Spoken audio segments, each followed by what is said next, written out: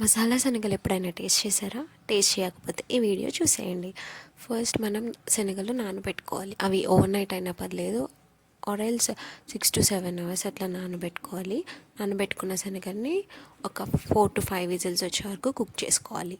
ఆ తర్వాత ఒక పాన్ తీసుకొని ఆయిల్ వేడి చేసుకొని అందులో ఆవాలు, జీలకర్ర, మిర్చి, ఎండుమిర్చి, కరివేపాకు అన్నీ వేసుకొని ఫ్రై చేసుకోవాలి. ఆ తర్వాత కుక్ చేసుకున్న శనగలు అందులో వేసేసుకొని మంచిగా కలిపేసుకోవాలి. ఇవి ఫ్రై అయ్యేలోపు ఒక పెద్ద ఆనియన్ తీసుకొని మిక్సీ పట్టుకోవాలి. అందులో కొంచెం సాల్ట్ వేసి మిక్సీ పట్టుకోవాలి.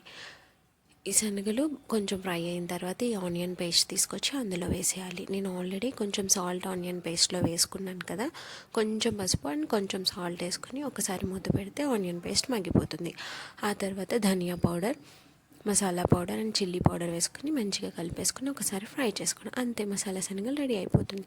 ఆగండి ఆగండి ఆగండి, ఒక్కసారి సబ్స్క్రైబ్ చేసేసుకోండి.